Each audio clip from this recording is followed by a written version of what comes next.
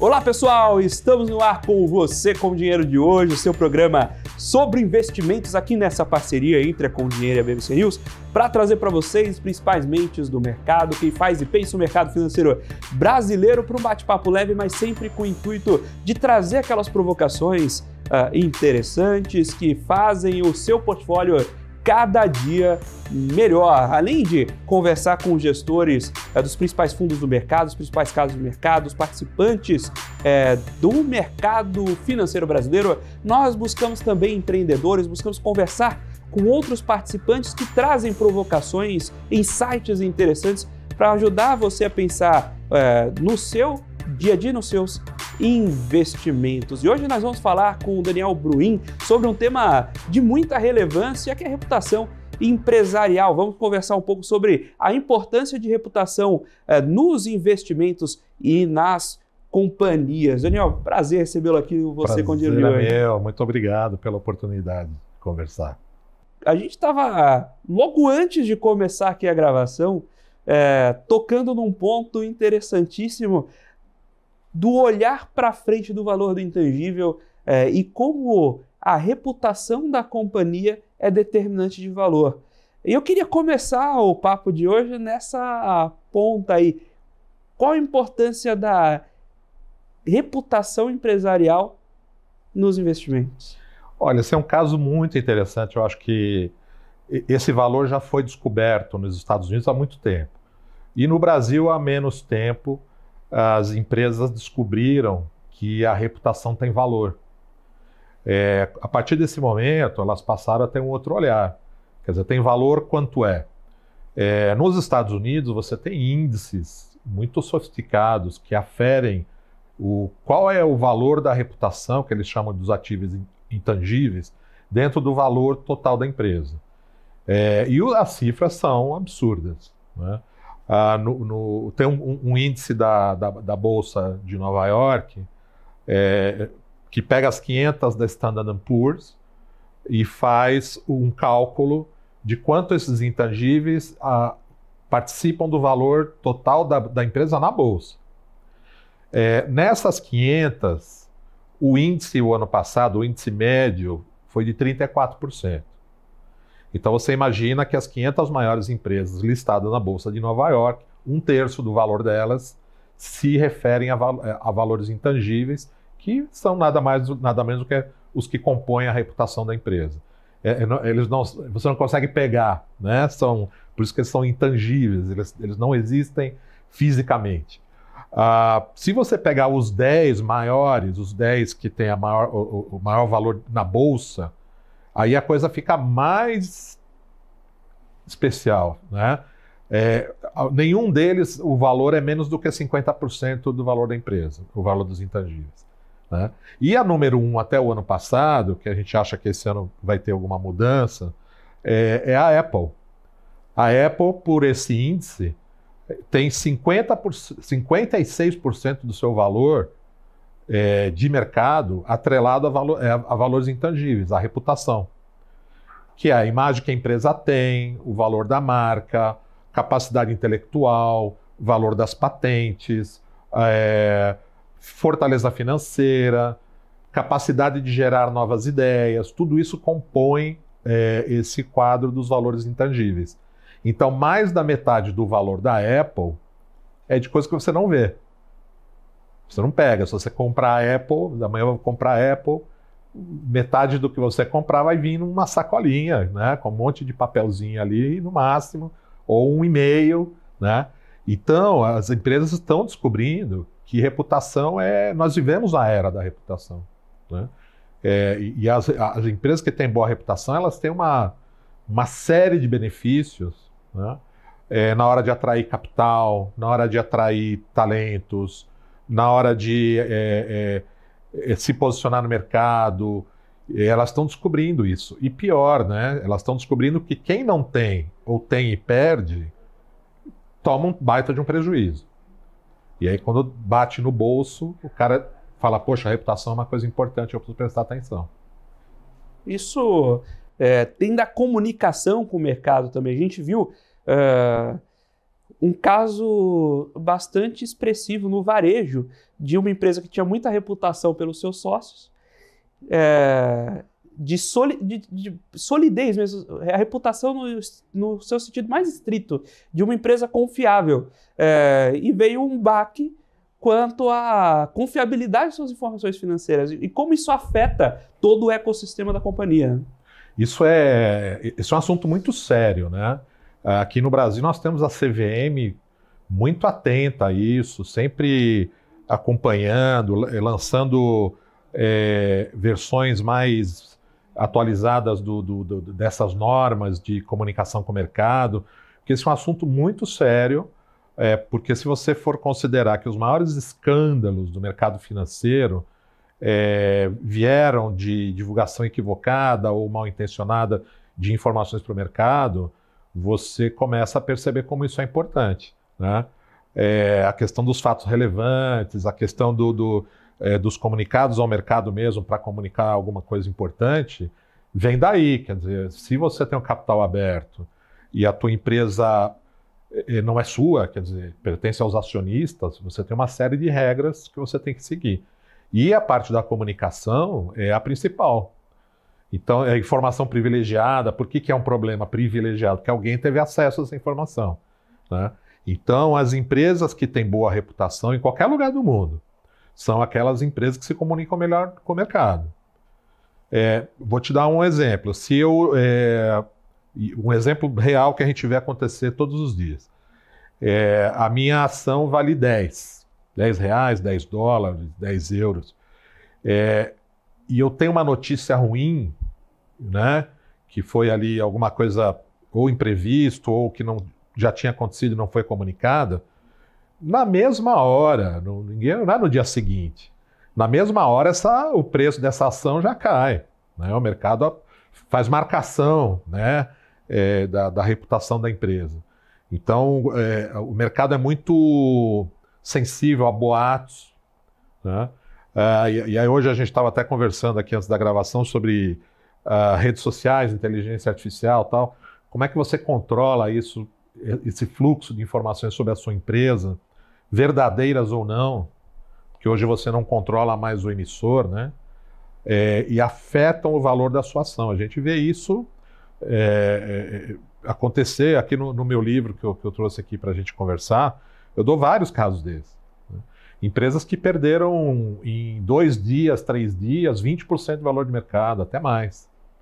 Por causa de um acidente, por causa da descoberta de uma má ação em relação ao meio ambiente, a um desfalque financeiro. E isso dói no bolso na hora, não é? Né? Se você pegar os índices ali durante o dia do valor da ação, ou o governo fala alguma coisa, ou uma empresa anuncia que vai comprar outra, o mercado já traduz aquilo na hora e já precifica, né? Tudo isso parte de uma base reputacional.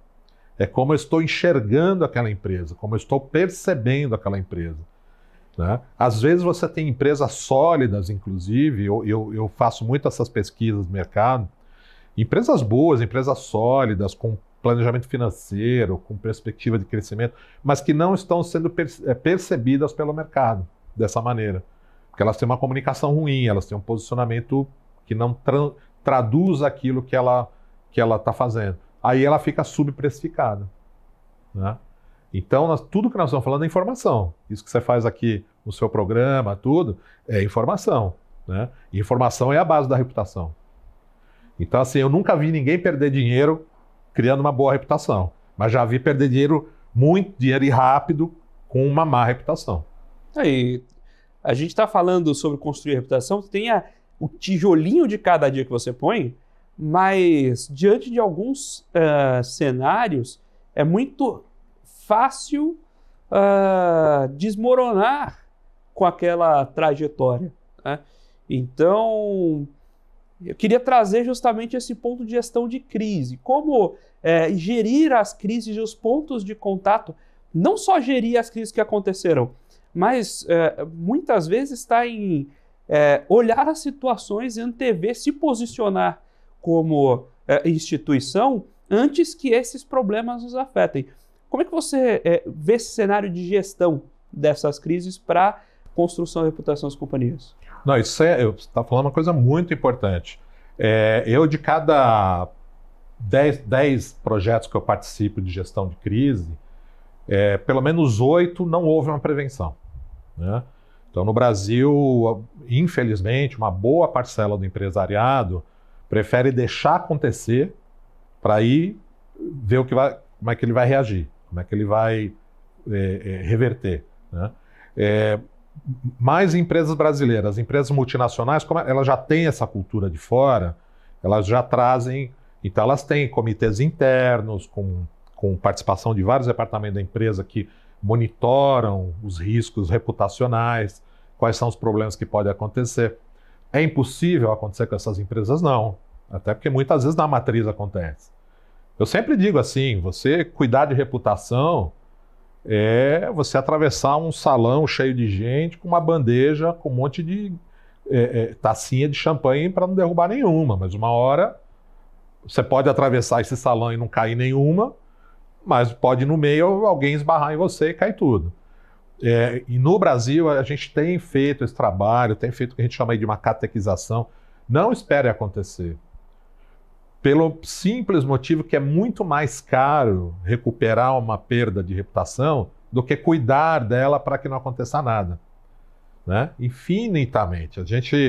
Eu costumo falar, falo num caso do meu livro, do Carrefour, né? Que por uma infelicidade, recentemente, teve 2 episódios muito próximos, né? Um de matarem o cachorrinho lá a chutes, e outro de matarem um consumidor no caixa, né? E aí não adiantou nada dizer que era terceirizado, que não a responsabilidade está dentro da empresa, é da empresa. Aí eu sempre faço esse exercício. Não teria custado mais barato treinar esse pessoal, mesmo terceirizado, num nível muito alto de detalhismo, do que gastar tudo que o Carrefour teve que gastar depois que tudo isso aconteceu, né, em comunicação, em mais treinamento, em multas, em processos, né? E digo, eles estão fazendo um trabalho muito bacana, eu tenho acompanhado de atuar junto à sociedade como uma forma de dizer, olha, estamos cuidando para que isso não aconteça mais, né? Eu acho que isso a gente tem que reconhecer. Estão fazendo um bom trabalho, mas com certeza custou mais caro, está custando mais caro, né? Então eu pego como exemplo esse e outros casos para dizer, cuidem primeiro, não deixa acontecer, não é melhor nem mais barato e muitas vezes pode ser o fim da sua empresa. A gente conhece vários casos que aconteceu um desastre, um desfalque, né? A empresa não conseguiu se recuperar e morreu. Então a gente está falando de sobrevivência mesmo. Então é um assunto muito sério. E como o trade-off entre lançar luz ou tirar a atenção desses pontos de crise? Por exemplo, a gente teve um caso muito icônico, inclusive no mercado de capitais, foi o caso da Vale, Brumadinho e Mariana. Então, a empresa teve uma perda substancial, significativa de valor de mercado na época, depois veio a recuperar seu valor de mercado.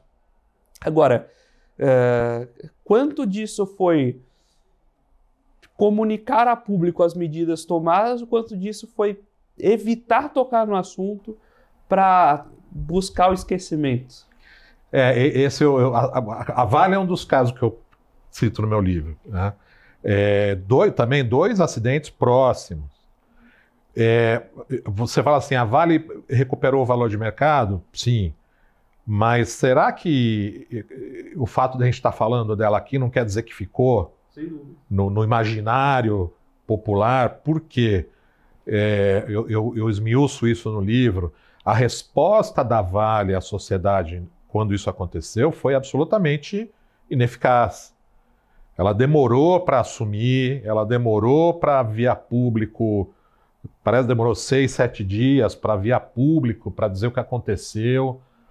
demorou para assumir os erros, tanto que o primeiro caso não era só da Vale, né? Era um empreendimento com outras mineradoras, aí ficou aquele negócio de quem que é a culpa, de quem não é. No segundo, foi totalmente da Vale.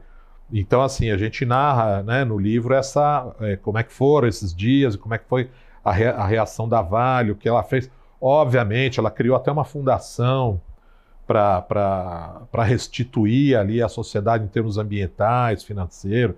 Fez tudo direitinho, mas não apagou o que aconteceu, né? Se ela voltou ao valor de mercado, precisaria ver se esse valor de mercado está bem traduzido, se não poderia ser até mais, porque ela vinha numa crescente naquela época.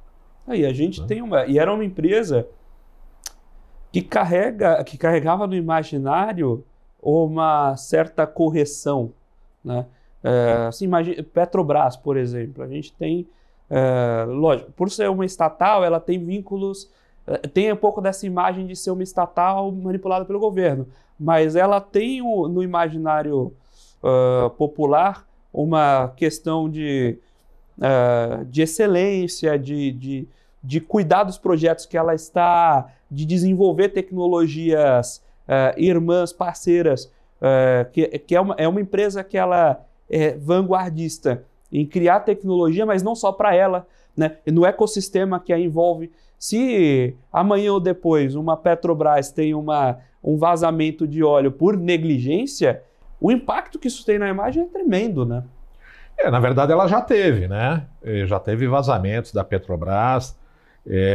Nesse aspecto, a Petrobras acho que é reconhecida como uma empresa que investe em segurança.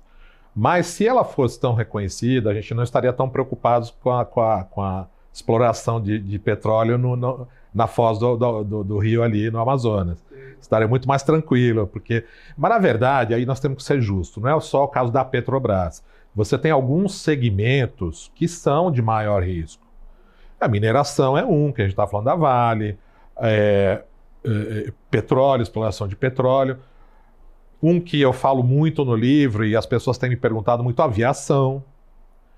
Poxa, você trabalhar com aviação, e eu dou o caso da American Airlines, que é acho uma das empresas mais azaradas. Se é que é azar ou é falta de cuidado, mas assim, tudo tem acontecido. E agora, recentemente, com a Boeing também. Então, a Boeing, poxa, eu falo no livro, a primeira coisa de reputação que você quer numa empresa que fabrica avião é que o avião não caia. E nem perca peças enquanto está no ar. Né? Primeiro, acho que é o básico que você faz. Francamente, né? eu imaginaria, antes desses fatos da Boeing, eu imaginaria que se uma empresa passasse por essa situação, ela não sairia do outro lado. Então, você cai 2 aviões de um modelo novo em 6 meses, abre a porta de um terceiro, né? Mas sabe que é engraçado? Que esse livro eu terminei de escrever em dezembro. E relato vários problemas da linha do 737-800. E aí, na última linha desse capítulo, eu digo, essa história está longe de acabar. Isso foi em dezembro. Em janeiro, lá na Alaska Airlines, sai a porta do avião, né, na decolagem. E hoje mesmo eu vi no jornal que lá nos Estados Unidos eles estão, a comissão do Senado quer enquadrar a Boeing numa ação criminal. Poxa, eu acho complicado, assim, você vê o que eles já perderam de dinheiro, ela é listada em bolsa, ela com certeza já perdeu 30% do valor. E aí você está falando de trilhões de dólares, hein? É coisa pesada, né? E aí você vai na raiz do problema, que eu tenho acompanhado, simplesmente assim, olha, precisamos acelerar a produção desse novo modelo, porque ele tem algumas características, por causa de umas mudanças na aerodinâmica, ele gasta menos combustível. E isso é uma coisa que a indústria aeronáutica busca muito, né? Porque o maior custo de um avião é o quanto ele consome de querosene. E eles aceleraram, nessa acelerada, eles descuidaram de alguns itens de segurança. Aprovaram a toque de caixa, testes e tal, e aí o resultado está aí, né? O que era para ser um ganho, estourar de vender esse modelo, hoje é um pesadelo, né? Esse modelo, inclusive, é proibido de voar em vários países, inclusive no Brasil, né? Você não pode... Tem vários países no mundo inteiro em que é proibido você usar esse modelo. O prejuízo para a Boeing, para as companhias que compraram esse avião, esse modelo... Então eu digo assim, olha, se você vai fazer avião, já vai sabendo que o teu risco... Fazer avião, mineração, petróleo, né? Serviço público. Eu falo aqui no livro também da Enel, né? Enquanto funciona, Exato. Ninguém lembra. Mas a hora que dá uma chuva, aí a empresa, ao invés de dizer, olha, e é isso que eu falo para os empresários, regra número 1 da crise, peça desculpa, rápido. Regra número 2, diga o que você vai fazer para consertar o problema. É só o que as pessoas querem. Ainda mais se você está trabalhando com serviço público. Não adianta a Enel veio dizer, olha, nunca choveu tanto, o problema é da rede, que era antiga, o problema é da árvore que a prefeitura não cortou, o problema é não sei do que, é não sei do que. Sem pedir desculpa, sem assumir qualquer parte do problema. Centenas de milhares de pessoas passaram 3, 4, 5 dias sem luz. Tanto que custou aí, eu acho que a vida aí, a vida não, a carreira do CEO no Brasil foi substituída no meio dessa crise toda. Mas então são áreas muito mais sensíveis, né? Se você teve um problema com uma roupa, você vai lá e troca a roupa, não tem problema nenhum. A menos que seja trabalho escravo, é um outro problema que também está envolvido. Mas, assim, prestar serviço público, trabalhar em áreas que são muito mais sensíveis à crise, você tem que gastar 10 vezes mais para prevenir. E mesmo assim é mais barato do que quando acontece a crise. A gente estava conversando sobre aviões e tem um caso, um contraponto interessante à Boeing, que inclusive é uma empresa que está em destaque pela valorização dos últimos meses dos papéis, que é a Embraer, né? A Embraer tem um histórico de segurança super interessante. Teve o acidente entre o Legacy e o Boeing, que o Boeing caiu e o Legacy continuou voando, né? Então, ela se mostra... Ela tem boas evidências, mas a gente tinha casos, por exemplo, que os aviões, a série E190, que fez muito sucesso, especialmente na Europa, como avião regional, um pouco abaixo de um 737, de uma 300, da família 320, ele era um avião excelente, as empresas, especialmente francesas, operavam muito com ele, mas tiravam o nome Embraer do selo. Deixavam lá só o modelo do avião, porque soava estranho voar em um avião brasileiro. As empresas brasileiras carecem de um posicionamento mais robusto no imaginário popular. Quando a gente pensa em empresas japonesas, nós temos um imaginário fechado de uma empresa de qualidade, etc. A empresa alemã tem ali. A empresa brasileira carece desse posicionamento? Olha, excelente essa sua pergunta, porque tem uma outra vertente que eu vou deixar para um outro livro, que é... Já abre aí para gente. Que é reputada... Vou te falar o spoiler, né? Não é nada novo, mas tem relação, as coisas estão muito interrelacionadas, que é a reputação do país, né? Tudo na vida, a sociedade, ela bota selos nas coisas, né? Então, assim, você falou daí, o Japão, quando fala Japão, tecnologia, né? Coisas de ponta.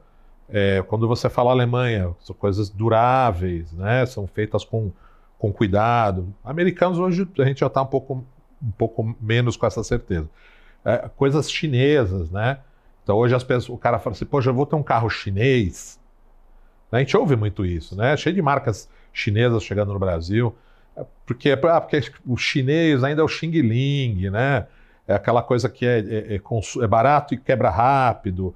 Então, você vê, tudo está ligado à nacionalidade.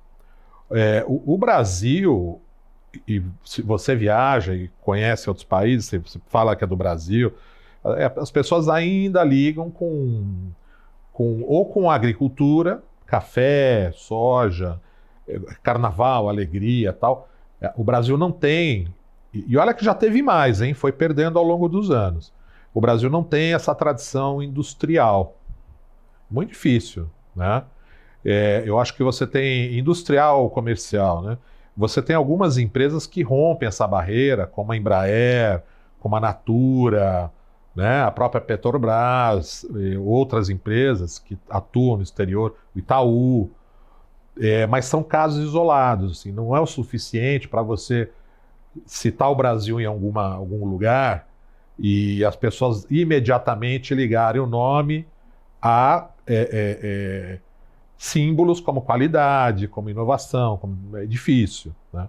Você está falando da Embraer, eu participei de um evento há alguns anos aqui, nós trouxemos um especialista americano de reputação, e eu fiquei ciceroneando ele e tal, e ele, primeira coisa quando eu encontrei com ele, ele falou, olha, você sabe que semana passada eu fiz um voo lá nos Estados Unidos, entre Nova York e Washington, não sei, e eu fiquei encantado que era um avião brasileiro.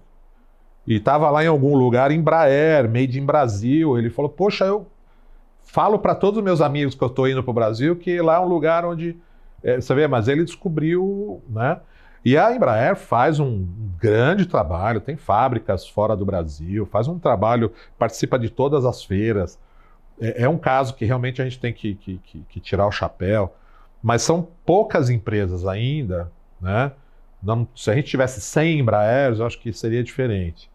Então, eu acho que isso influencia, sim. Eu acho que na hora se você posicionar um produto brasileiro, nós não temos empresas brasileiras de tecnologia, né? Você conhece? Não tem uma empresa que... né? Até países aí como a Taiwan, a Austrália, então, Irlanda hoje é um grande hub de tecnologia, né? Países muito menores do que o Brasil. Mas o Brasil não tem essa percepção em áreas mais técnicas. A gente ainda está... Então, eu acho que é um trabalho que é meio conjunto, andar junto, né? Tanto que quando você vê uma se destacar, você fala, nossa, né? Nós temos uma empresa no Brasil que chama WEG, que é um negócio absurdo, né? Uma empresa, um dos maiores fabricantes do mundo de compressores para eletrodoméstico. E as pessoas, quase ninguém sabe, né? Que às vezes, eles têm fábrica nos Estados Unidos, provavelmente nos Estados Unidos ninguém liga com uma empresa brasileira, né? Até porque o nome pode ser qualquer coisa, WEG. Mas a gente tem essas empresas aí no Brasil, que eu acho que fazem um baita trabalho, deve ser muito mais difícil, né? Você quebrar uma barreira no exterior dizendo que é uma empresa do Brasil. Se você falar que é uma empresa americana, inglesa, alemã, as portas acho que se abrem, né? Mas aí é uma questão dos valores do Brasil, né? Hoje o Brasil está muito ligado ainda à violência, corrupção, desrespeito ao marco civil, aos contratos. É isso que as pessoas pensam do Brasil, né? Eu tenho acompanhado em alguns processos de M&As, eles chamam uma consultoria para também avaliar, né? Poxa, como é que está essa empresa? Qual que é a imagem que ela tem? A reputação? E eu falo, olha, a reputação é ótima. Olha, mas não tem problema lá de corrupção, de violência, a fábrica pegar... Não, gente. Vocês estão falando de empresas, mas eles já vêm com essa imagem, né? Que é a imagem do Brasil, né? E muitos deles, quando vão investir no Brasil, é meio assim, até vou fazer um favor, porque hoje o Brasil não está nas grandes conversas de M&A, né? Não está, eles chamam no radar, né? Dos venture capitals aí. Você tem algumas empresas que vieram, por exemplo, na assistência médica, né?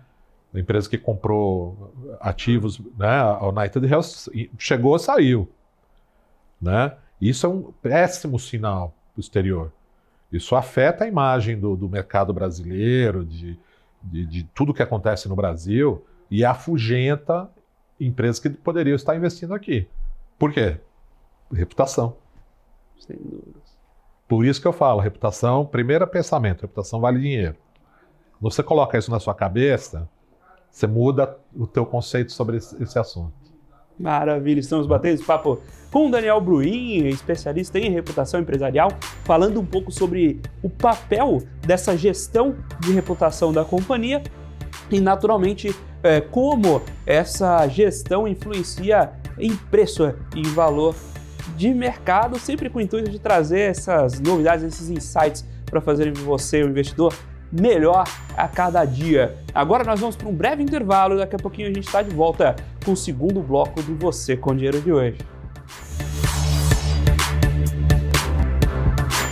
Olá pessoal, estamos de volta aqui para o segundo bloco do Você com Dinheiro de hoje, batendo papo com o Daniel Bruin, especialista em reputação empresarial, falando sobre como a gestão dessa reputação afeta na geração de valor para a companhia e reflete, inclusive, nos seus indicadores de mercado. A gente terminou o bloco anterior falando um pouco sobre essa gestão de crise e formulação das marcas em determinado ambiente.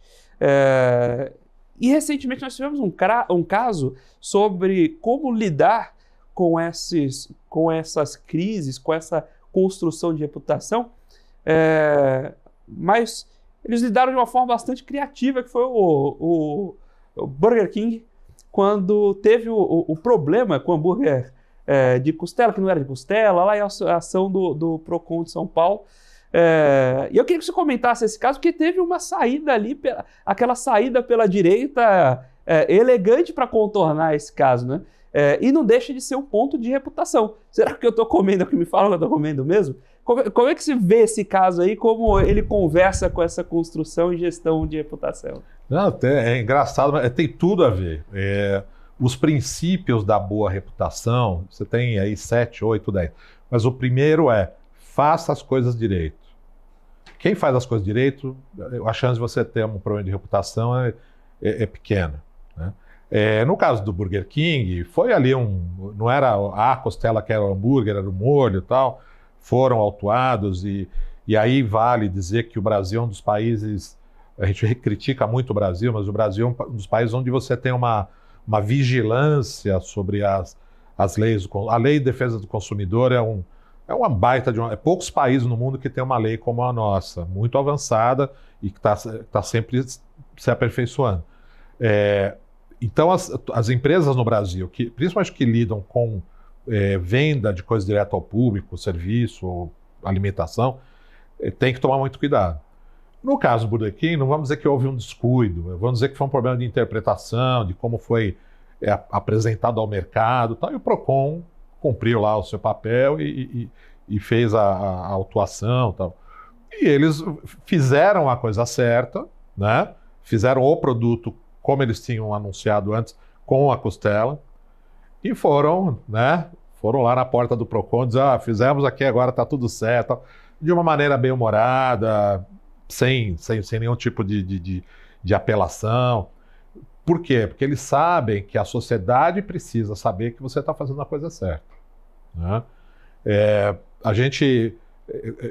Por isso que você vai nos restaurantes, agora menos, mas se você ir no restaurante, ela visite a nossa cozinha, né? Quando você vai comer em algum lugar, a grande preocupação que você tem é que aquilo foi feito com os bons ingredientes, com as pessoas limpas, com a mão limpa e tal.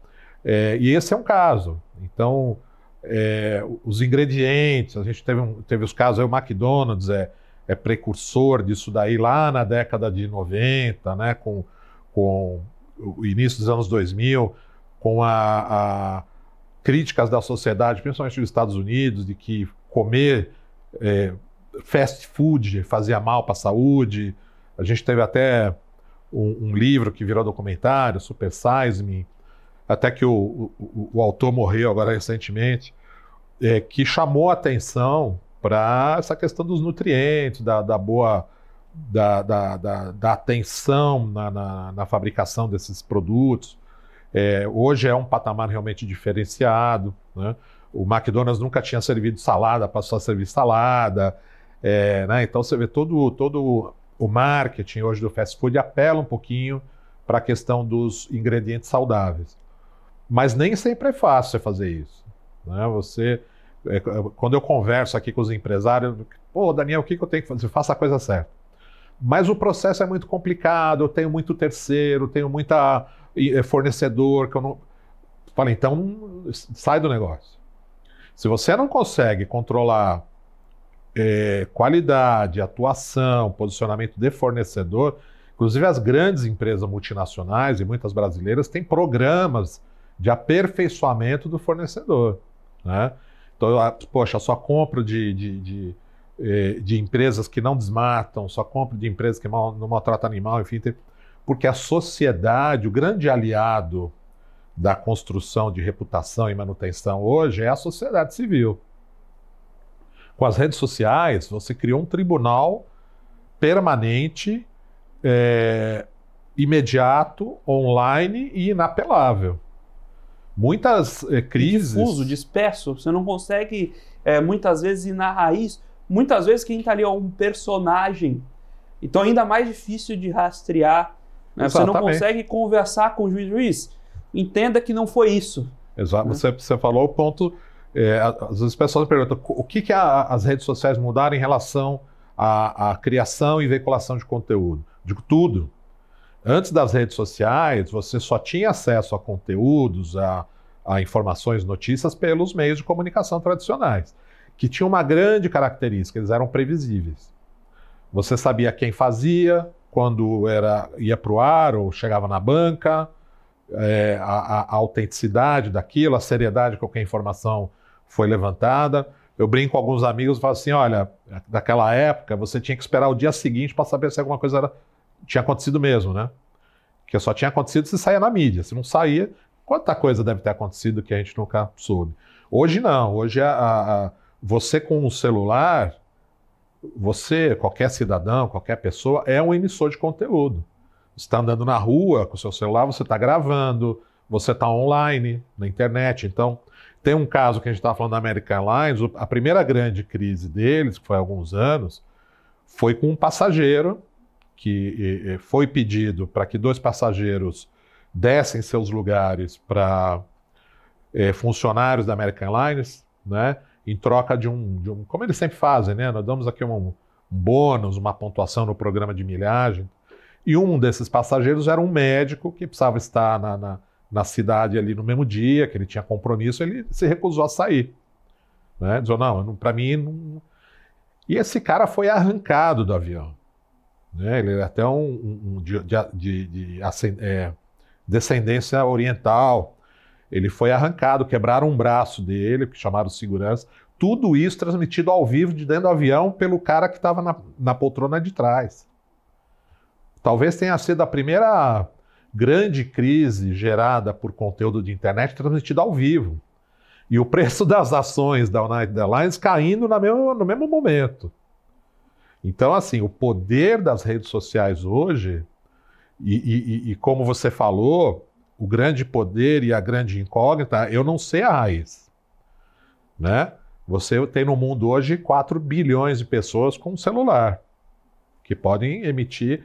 Alguma coisa pode estar sendo escrita sobre você na Mongólia, na Canadá, na Nova Zelândia, na China, em qualquer lugar. Né? Então você não controla mais a emissão do conteúdo, esquece. O que você pode fazer, em primeiro lugar, não fazer nada errado para que isso não aconteça. Caso aconteça, verdade ou não, você monitore, responda e interaja. Né? Eu acho que muitas empresas hoje já perceberam isso, já gastam, investem uma boa, não digo gastam, investem boas somas nesse monitoramento e nessa interação, porque 94% desses problemas são gerados por insatisfação do consumidor com o serviço ou com o produto. Só que quando eu reclamo na internet, eu não quero só reclamar, eu quero que a empresa ouça e fale comigo. Então pode ver que as empresas que levam isso a sério, e eu assessoro várias delas, primeiro, olha, aconteceu lá, já tem um software que diz, tem uma reclamação ali. Na hora diz, olha, sentimos muito o que aconteceu, não é a nossa prática, manda aqui uma mensagem no direto que nós queremos conversar com você, pedir desculpa, te mandar um produto aí de brinde, te convidar para vir na loja, que você vai ser recebido. é uma maneira de você fazer essa gestão desse problema. Quando você ficar surdo para isso, tem várias crises que começaram nas redes por causa disso, né? A empresa acontece um problema, começa aquele turbilhão e vai crescendo e vai crescendo. Quando você vai ver, isso já chegou na bolsa, já chegou no controlador, já chegou no acionista, já chegou nas ONGs. Hoje nós temos a sociedade civil muito mais organizada nesse tipo de reação a esses problemas, né? E isso vira uma bola de neve. E então a internet, as redes sociais, não a internet, as redes sociais são talvez o maior desafio que as empresas têm enfrentado nos últimos 100 anos, desde a criação do conceito de reputação, né? Que é lá no começo do século XX, né? Depois da Revolução Industrial, enfim. Mas isso nos últimos 10 anos.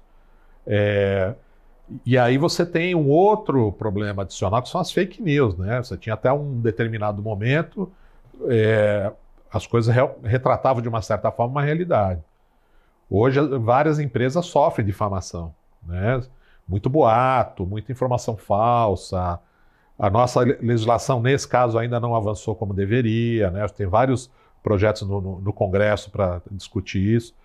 Mas hoje uma fake news sobre a tua empresa pode acabar com a tua empresa do dia para o outro, né? Você tem concorrente que é interessado nisso, você tem um ex-funcionário, você tem um fornecedor que não está feliz ou que foi dispensado. O leque de detratores de marcas hoje é muito grande. Então a gente chama de gestão de stakeholders. Tem que tratar bem desses caras em todos os momentos, porque amanhã ele pode ser um detrator. E um detrator é complicado. Ele pode te causar muito prejuízo. Assim, credibilidade da linha editorial também. A gente está aqui conversando sobre a ausência de linha editorial, dado que o conteúdo é criado em pontos difusos. Mas a gente teve uma discussão anterior a essa, que foi, olha, a linha editorial pesa demais e tira a credibilidade da narração dos fatos. Como está esse jogo de reputação para os meios de comunicação? Que a gente está em um aqui, inclusive, né? Como é que está esse outro jogo aqui? Olha, eu considero... Eu acho que esse é um debate que está tendo agora, mas eu, pessoalmente, eu considero assim, os meios de comunicação com históricos e rotinas conhecidos, eles são o grande apoio, bastião da informação confiável, né? Não vou falar que é verdade, porque a verdade é a interpretação. Mas hoje, as pessoas que têm um pouco mais de noção, como é que eu combato a fake news? Eu checo, né? Então a pessoa recebeu ali uma notícia, pô, mas tá estranho isso aqui, deixa eu ver no portal, no jornal, na rádio, na televisão, se isso é verdade, se eles estão dando lá. Pô, eu não vi em nenhum lugar, então é mentira. Então eu acho que a mídia tradicional hoje tem esse papel fundamental, com todas as dificuldades que tem enfrentado, estruturais, que vieram com a chegada das redes sociais, da internet, né? A mídia tradicional sofreu para fazer essa passagem, mas hoje eu acho que já, né, se recompôs em certa parte, mas ela é o grande bastião do que é verdadeiro, né? Então você aqui no teu programa, se você está falando uma coisa aqui, poxa, as pessoas vão acreditar, né? O grande problema do fake news, de novo, é que você não sabe de onde vem, com qual interesse, com, né, político, industrial, empresarial, pessoal. Isso é uma dor de cabeça. Na Europa, isso aí é uma grande discussão hoje. E lá, menos nos Estados Unidos, mais na Europa, tem um outro componente muito perigoso que chegou agora, que é a inteligência artificial. Então a gente tem tido vários casos aqui de geração de imagens de pessoas que não são as pessoas. Usando a voz dessas pessoas, usando a imagem dessas pessoas, E não são essas pessoas que estão falando. Aí você fala, poxa, mas aonde vai chegar isso? Óbvio que a inteligência artificial, ela traz um ponto de otimizar recursos, fazer pesquisas mais aprofundadas num tempo absurdamente rápido, ajuda na construção de conteúdo, tal, mas ela não pode substituir o criador da notícia, o criador do fato. Porque senão a gente corre esse risco de consumir uma informação, uma notícia, como se fosse verdadeira e ela não é. Então eu acho que o grande debate hoje mesmo, nesse dia que nós estamos conversando na Europa, é muito mais dar uma regulação na inteligência artificial do que controlar as redes sociais, que de uma certa forma foram se depurando, né? Você sabe quem são os players, você sabe quem está por trás de cada coisa. Óbvio que você não controla o uso que o internauta faz daquilo, mas tem os filtros, você tem os monitoramentos. Agora, a inteligência artificial ainda não conseguiram, né? E eu, pessoalmente, digo isso no meu livro, me preocupo muito com isso. Eu acho que a criação de verdades paralelas é um negócio que a pessoa que não tem discernimento, e é muito difícil. Você já viu uma criação de realidade, né, com inteligência artificial. É perfeito. Então eu crio lá uma notícia, eu duplico o teu programa e ninguém vai saber qual é o real, qual é o fake. Quer dizer, e isso está ficando muito grave, essa situação, né? Então as empresas estão acabando agora de aprender a lidar com gestão de reputação nas redes sociais, e aparece a inteligência artificial agora como uma outra ameaça que tem que ser muito bem estudada. Inclusive, por justamente não ter esse traqueamento, né? Quem criou? Exatamente. Então, você recebeu um vídeo fake no WhatsApp.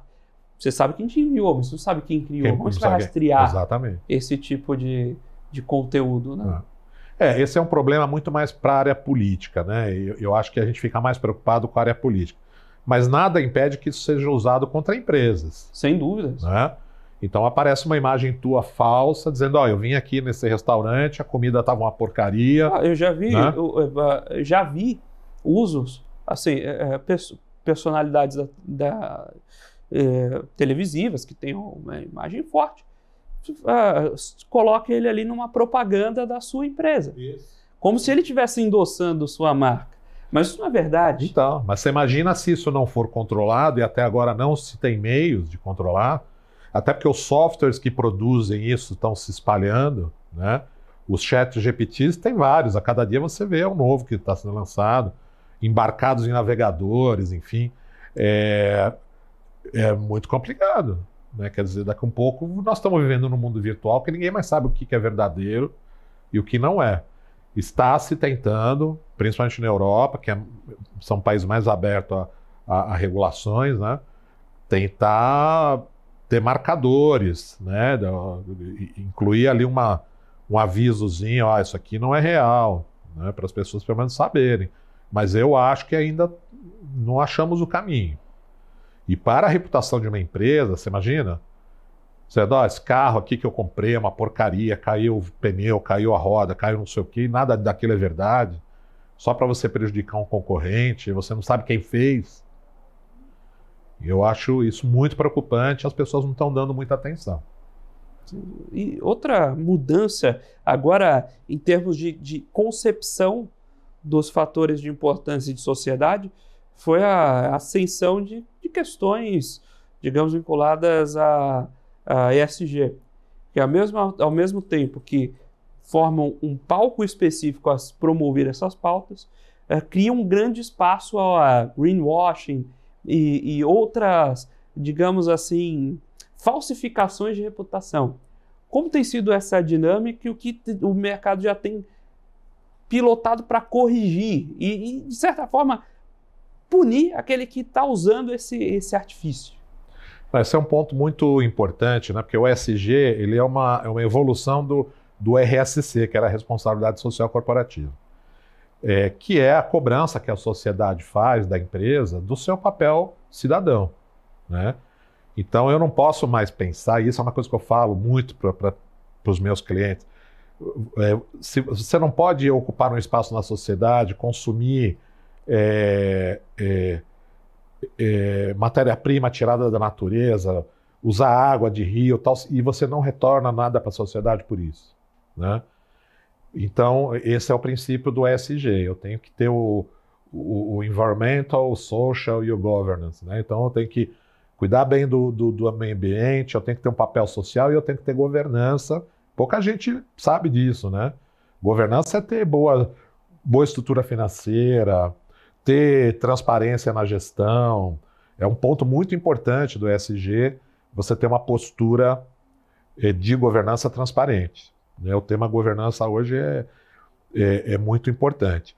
Só que o que aconteceu? Muitas empresas pegaram esse conjunto aí e falaram, poxa, como a gente ficaria bem para a sociedade, para os nossos acionistas, em termos de ESG, que passou a ser uma exigência de várias bolsas de valores pelo mundo, na hora de avaliar uma empresa, precificação, é o desempenho do ESG. Né? Isso tem até índices já de ESG. Né? Aqui você, na Bolsa de São Paulo, você teve um novo mercado que já olhou muito para isso, que agora está evoluindo para um outro patamar. Só que nessa ânsia, sempre tem alguém que faz alguma coisa errada. Então, o que na Europa, principalmente, começaram a perceber? Que quando você publicava o balanço que vinha as tuas ações de ESG e os analistas iam checar, muita coisa ali não era verdadeira. Ou era exageradamente apresentado. Isso chama greenwashing. Tem aqui no meu livro uma pesquisa que eles fizeram com 1.000 empresários europeus. 83% deles acreditam que todas as ações de ESG têm algum problema de greenwashing, de empresas europeias. 80%. Então lá está havendo uma grande revisão. As empresas que estão cometendo greenwashing estão sendo punidas, né? No Brasil não tenho visto isso, tenho visto menos, mas é um problema. Então, poxa, eu tenho um programa social com a comunidade, eu tenho um programa ambiental de plantar árvore, limpar o rio. Aí você vai ver, ele deu lá uma contribuição para uma creche, plantou 10 árvores em volta da fábrica e está fazendo uma grande propaganda daquilo, né? Na área de governança é mais difícil, porque você tem os órgãos reguladores mais próximos. Mas a sociedade cobra, né? Eu, pessoalmente, acho assim, uma hipocrisia, muitas vezes. Empresas que eu sei que não têm essa atividade e fazem campanha de televisão. Nossa, para nós, o mundo é o mais importante, o planeta. E a gente sabe que na vida real aquela empresa não faz isso. Esse é um greenwashing estrutural. Essas empresas têm que ser punidas, com perda do valor de mercado, com perda de market share, com multas do poder regulador, porque é fake news, né? Não deixa de ser parte desse problema do fake news. Então hoje eu acho excepcional, eu estou falando das exceções, né? A regra são empresas que têm aplicado em ESG. No Brasil não fica a dever nada empresas de outros países. Nós temos empresas com programa de ESG aqui espetaculares e é o setor privado fazendo o seu papel, né? Para com a sociedade, sendo claro, no fundo, naquela frasezinha que eu falei aqui no começo do programa, faça a coisa certa, né? Se você tiver esse mantra na sua cabeça, o resto vem atrás. Agora, quando a empresa, principalmente, publica em balanço, em relatório anual, coisas que ela não faz ou não faz naquela dimensão, ela tem que ser punida. E na Europa, você vê esse índice de 80%, dito pelos próprios empresários europeus, me acendeu uma luz vermelhíssima. Assim, o problema é muito maior do que a gente imagina. As bolsas europeias, as comissões de valores europeias estão trabalhando nisso muito fortemente hoje. Não vejo tanto no Brasil essa preocupação, mas está ali naquele menu de problemas que a criação e manutenção de reputação enfrenta hoje em dia. Maravilha, Daniel. A gente está chegando ao final Queria agradecer a sua participação e deixar aqui também para quem está assistindo a gente o livro aqui do Daniel, Reputação Empresarial, Armadilhas e Desafios da Gestão da Imagem Corporativa. Se você ainda não conhece, vale a pena conhecer. Você encontra nas livrarias, não é isso, Daniel? Nas livrarias físicas e online, está disponível. Então, tenho certeza que tem bastante a aprender com o livro. E, Daniel, fique também à vontade a deixar seus contatos, redes sociais. Quem quiser encontrar e aprender mais com o Daniel, por onde pode encontrá-lo? Olha, só dá Daniel Bruin no Google que vocês vão me achar em todas as minhas redes sociais, onde eu trago muita reflexão, né, sobre esses temas.